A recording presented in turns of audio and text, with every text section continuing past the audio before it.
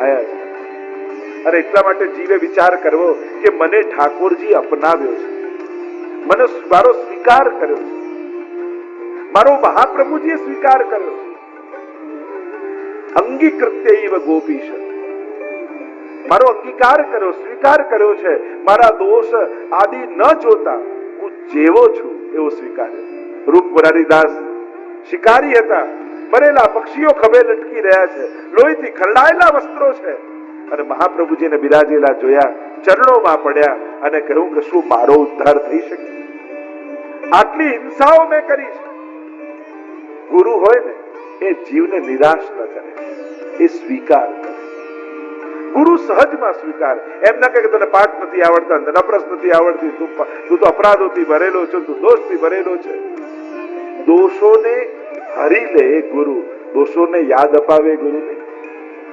મહાપ્રભુજીએ કહ્યું, હા મુરારીદાસ, તમારો પણ ઉદ્ધાર થઈ શકે. જાઓ સ્નાન કરીને આવો. મરેલા પક્ષીઓ લટકાડ્યા, લોહીથી ખરડાયેલા વસ્ત્રો ઝાડ પર લટકાવ્યા અને જ્યાં ડૂબકી લગાવીને બહાર આવ્યા અને જુએ તો મરેલા પક્ષીઓમાં પ્રાણ આવી ગયા, પાંખો ફેલાવીને આકાશમાં ઉડવા લાગ્યા, લોહીથી ખરડાયેલા વસ્ત્રો વિશુદ્ધ બની ગયા. અને રૂપ મુરારીદાસને થયું, આ પક્ષીઓ નથી ગયા, આ તો મારા અપરાધો મને છોડીને જતા રહ્યા. મહાપ્રભુજીએ મારો સ્વીકાર કર્યો અને જન્મ જન્માંતરના અપરાધોથી મને મુક્ત કરી દીધો છે. મને શ્રી વલ્લભે અપનાવ્યો છે, એનો અહોભાવ વૈષ્ણવે રાખ્યો. 252 વાર્તામાં આવે, ગુસાઈજી જયારે દ્વારિકા પધાર્યા ત્યારે એક ચમાર, ચામડાનું કામ કરનારો, અને જયારે ગુસાઈજી પર એની દ્રષ્ટિ પડી, પૂર્ણ પુરુષોત્તમ સ્વરૂપે દર્શન આપ્યા છે. એટલે તો વલ્લભ આખ્યાનમાં ગોપાલદાસજી કહે છે ને કે અર્થ સકળ તેનો સીધો, લીલા માહે તાણીને લીધો. અને જેને શ્રી વિઠ્ઠલનાથ વિચારે રે તેને પ્રગટ પદાર્થ ચારે રે, તેને કાળ કર્મ નવ બાંધે રે, યમતે શિર ધનુષ ન સાંધે રે. જે જીવ જાતિ હોય કોઈ રે તેને તત્ક્ષણ સર્વે સુખ હોય રે. કેટલી કેટલી વાતો ગોપાલદાસે કરી ગુસાઈજી પર. ચવારે જોયું, પૂર્ણ પુરુષોત્તમ સ્વરૂપે ગુસાઈજીના દર્શન થયા, શરણે આવ્યો, મારો સ્વીકાર કર્યો. ગુસાઈજીએ કહ્યું, તને શરણે તો લઉં, પણ એક વચન આપ, આજ પછી ક્યારે તો જીવ હિંસા નહીં કરે. વચને બંધાયો કે આજ પછી ક્યારે જીવ હિંસા નહીં કરે. બ્રહ્મ સંબંધ આપ્યો, ગુસાઈજીનો સેવક થયો અને એવી બુદ્ધિ ફરી કે બ્રાહ્મણની જેમ રહેવા લાગ્યો, એવા કર્મો કરવા લાગ્યો, વિશુદ્ધ બની ગયો. ગામમાં રહેતા બ્રાહ્મણોને ઈર્ષા થઈ કે એક સાધારણ ચમાર અને બ્રાહ્મણની જેમ રહે છે. અરે દૂધમાંથી છાશ થાય પણ છાશનું દૂધ ન થઈ શકે. કદાચ બ્રાહ્મણ શુદ્રની જેમ રહી શકે પણ શુદ્ધ બ્રાહ્મણની જેમ. ફરિયાદ કરી રાજાને કે મહારાજ જુઓ, આ સાધારણ વ્યક્તિ, હીન વ્યક્તિ અને બ્રાહ્મણની જેમ રહે છે, નકલો કરે છે બ્રાહ્મણની. દૂધમાંથી છાશ થાય પણ છાશમાંથી દૂધ ન થાય. અને રાજાએ બોલાવ્યો ચમાર વૈષ્ણવને, કહ્યું કે બ્રાહ્મણો કહે કે દૂધમાંથી છાશ થાય પણ છાશમાંથી દૂધ ન થાય, તું કેમ આમ રહે છે? ત્યારે વૈષ્ણવે કહ્યું કે જો ગુસાઈજી કૃપા કરે ને તો છાશમાંથી એ પાછું દૂધ થાય. પ્રમાણ આપો. અને લોટો ભરીને છાશ મંગાવી, હાથમાં લીધી. એ ચમાર વૈષ્ણવે મનોમન સ્મરણ કર્યું છે ગુસાઈજીનું કે કૃપાનાથ, આપે જો મારો સ્વીકાર કર્યો હોય તો રાજાને પ્રમાણ આપો. અને છાશનો લોટો આપ્યો રાજાને, અને બાદશાહે જ્યાં ઘૂંટડો ભર્યો અને મીઠું મધ જેવું દૂધ બની ગઈ એ છાશ. અને પ્રમાણ આપ્યું કે શ્રી ગુસાઈજી જેના પર કૃપા કરે તો છાશમાંથી એ દૂધ થાય. આ હજારો દોષોથી ભરેલો જીવ નિર્દોષ બની જાય. મનમાં અહોભાવ લાગો કે જો કેવી કૃપા કરે. આ ચીતુ ચોબે ગામમાં જે કોઈ પણ સંત મહાત્મા આવે ને છેતરવા જાય, એની મજાક કરે, એની મસ્કરી કરે. સમાચાર મળ્યા, આ કોઈ ગોકુળમાં ગુસાઈજી આવીને રહે છે અને એવો એમનો પ્રભાવ છે કે એમની સામે કોઈ જાય અને એમનો જ થઈ જાય. સખાઓને ભેગા કર્યા ને કહ્યું, ચાલો આજે એમની પરીક્ષા કરીએ, એમની મશ્કરી કરીએ, જોઈએ એમનો જાદુ આપણા પર ચાલે છે કે નહીં. શું કરીશું? સૌથી ઉદ્દંડી યુવાન આ ચીતુ, એને ક્યાં ખબર છે કે જેની શરણે જશે ચીતુ માંથી ચિત સ્વામી બની જવાના છે. ખોટો નાળિયેર લીધો, ખોટો રૂપિયો લીધો અને લઈને ગયા ગુસાઈજીને સન્મુખ. સામે દ્વાર પર ઉભા છે અને ગુસાઈજીની દ્રષ્ટિ પડી અને ગુસાઈજી એટલું બોલ્યા, આવો ચિત સ્વામી, અંદર આવો. અને જ્યાં ચિત્સ્વામી શબ્દ પડ્યા અને એને થયું કે આમને મારું સાચું નામ કેમ ખબર પડી.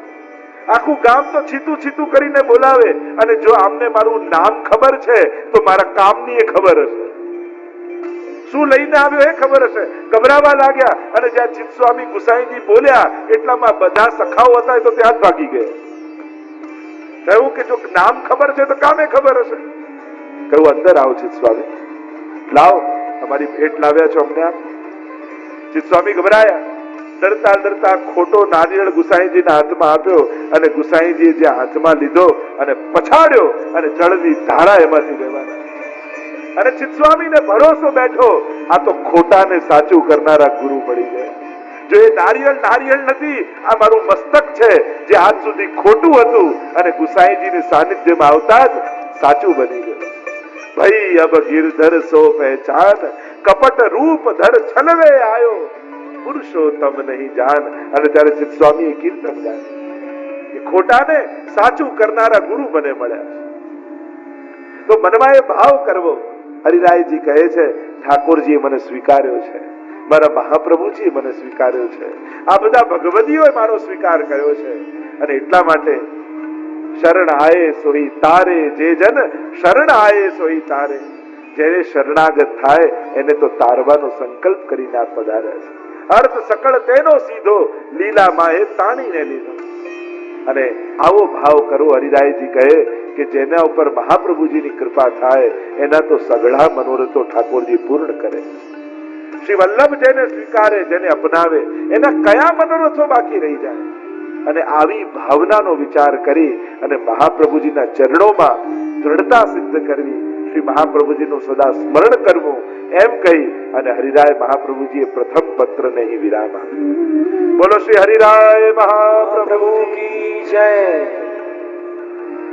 દ્વિતીય પત્ર શ્રી હરિરાય મહાપ્રભુજીએ લખેલો. મનનો પ્રભુમાં નિરોધ કરવાનો ઉપાય, એનો પ્રકાર આ પ્રધાન વિષય છે બીજા શિક્ષા પત્ર. આ ચિત્ત ભગવાનમાં કેમ ચોંટે, કઈ રીતે લાગે?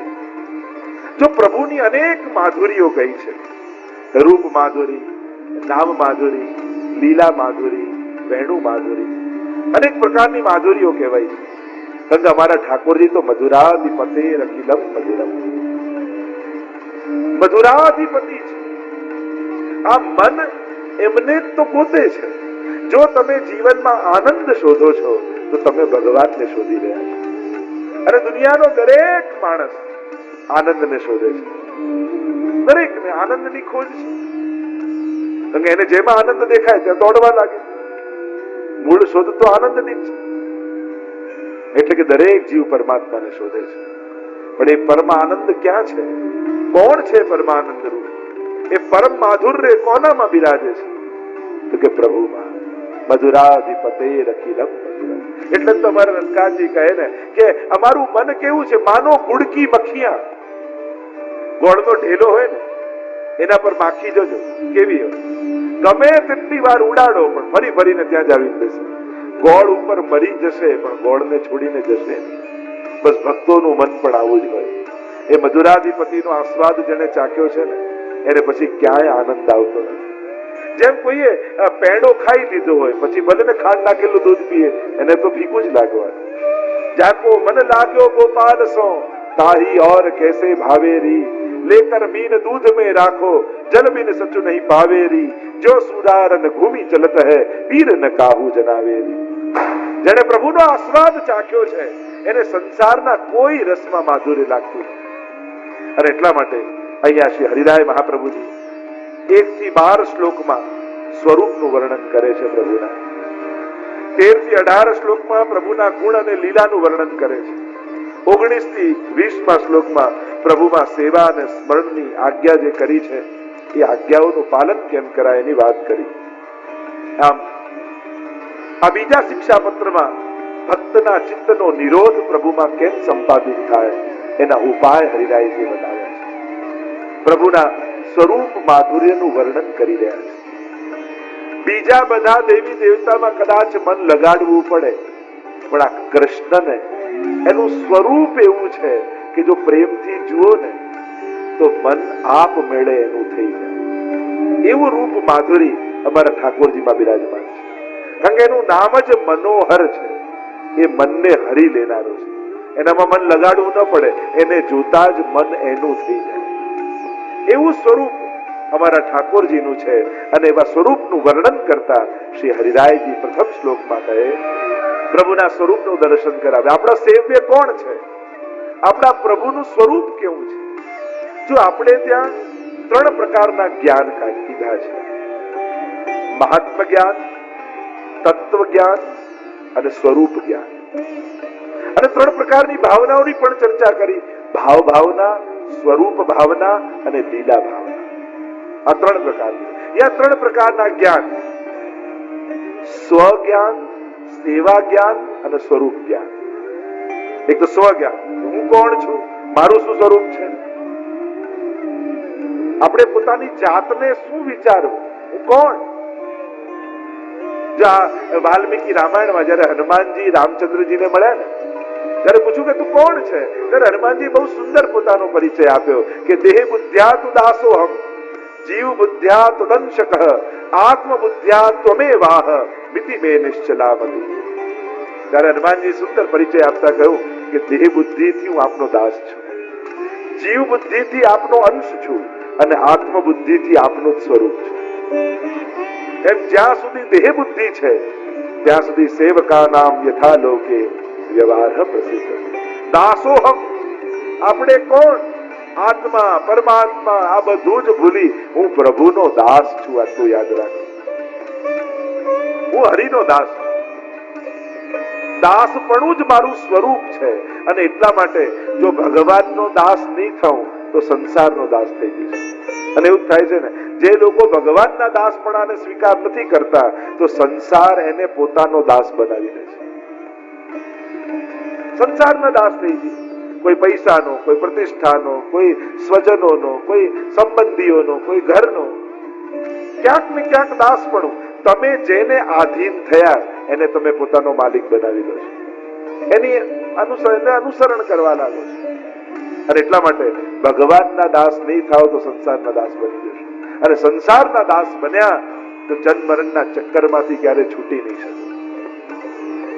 તો અહીંયા સ્વજ્ઞાન, બીજું સ્વરૂપ જ્ઞાન. હું જેની સેવા કરું છું એ મારા ઠાકોરજીનું સ્વરૂપ શું છે? એ મહાત્મ્ય હોય, તત્વ હોય કે સ્વરૂપ હોય.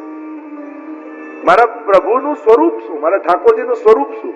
કારણ કે જ્યાં સુધી પ્રભુનું મહાત્મ જ્ઞાન, સ્વરૂપ જ્ઞાન નહીં થાય તો જીવનના કોઈ પણ સંજોગો ગમે ત્યારે પ્રભુમાં અભાવ લાવી દેશે. ઘણી વાર એમ થાય, બધી ભક્તિ કરતા હોય, બધું ચાલતું હોય ને કંઈક એવી ઘટના ઘટે કે મારી તો શ્રદ્ધા જ ઉઠી ગઈ ભગવાન. અરે તારી શ્રદ્ધા હતી જ નહીં, તને શ્રદ્ધાનો વહેમ હતો.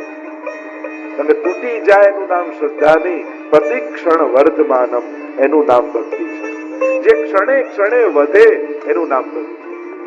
અને એટલા માટે તમારા સેવ્યને, તમારા ઈષ્ટને પહેલી શરત એને સર્વોપરી જાણો. એનાથી અધિક આ દુનિયામાં કોઈ નથી. કારણ કે એનાથી અધિક અને સામર્થ્યવાન બીજો કોઈ લાગશે ને તો મન આનામાં નહીં લાગે. એટલે કે આનાથી નહીં થાય તો આનાથી કામ થઈ જશે. એને સર્વોપરી જાણો, સર્વશ્રેષ્ઠ જાણો. પ્રભુ સર્વ સમર્થો હિ તતો નિશ્ચિત તતામ વ્રજેત. એટલે મહાપ્રભુજી કહ્યું, તમે જેની સેવા કરો છો એ સર્વ સમર્થ છે. એનાથી અધિક સામર્થ્ય વાળું કોઈ નથી. પ્રાકૃતા સકલા દેવા ગણિતાનંદ કમ્ભ્રત પૂર્ણાનંદો હરિસ્તસ્માત કૃષ્ણેવ ગતિર્મમ. પૂર્ણાનંદ, સર્વ સમર્થ, સર્વ સામર્થ્ય યુક્ત એવા ભગવાનનું તમે શરણું લીધું છે. એટલે એક વાત સ્પષ્ટ રૂપે સમજી લો, તમે જેના શરણે ગયા છો એનાથી અધિક સામર્થ્ય વાળું આ વિશ્વમાં કોઈ નથી. અને એટલા માટે આપશે તો એ આપશે, એના સિવાય બીજું કોઈ આપવા સમર્થ નથી. અને એટલા માટે સ્વરૂપ જ્ઞાન. અને ત્રીજું છે સેવા જ્ઞાન. મારા સ્વરૂપની સેવા કેમ કરવી એનું જ્ઞાન. આ 3 જ્ઞાન હોવા જોઈએ. તો સ્વરૂપ જ્ઞાનની ચર્ચા કરી છે. મારા સેવ્ય પ્રભુ કોણ છે? જો આપણે ત્યાં 2 ભાવની સેવા ચાલે છે. એક નંદાલયનો ભાવ અને બીજો નિકુંજનો ભાવ. એક બાલ ભાવ અને બીજો કિશોર ભાવ. એ તો ઘણા એમ કહેતા હોય તમારા પુષ્ટિ માર્ગમાં તો બાલકૃષ્ણની સેવા ને. અરે બાલકૃષ્ણની સેવા નથી, બાલ ભાવની સેવા છે. કારણ કે ભગવાન ગમે તેટલા મોટા થાય, યશોદાને તો બાલ ભાવ જ રહેવાનો. બાલકૃષ્ણ અને બાલ ભાવ બંનેમાં ફરક છે. અને કેવલ બાલ ભાવ જ પુષ્ટિ માર્ગમાં નથી. મહાપ્રભુજી તો કહ્યું છે સર્વદા સર્વ ભાવેન, સર્વ ભાવે સેવા કરવી. તમે સાતે સ્વરૂપમાં જુઓ, બાલકૃષ્ણ તો એક જ છે, બાકી બધા મોટા જ સ્વરૂપો છે.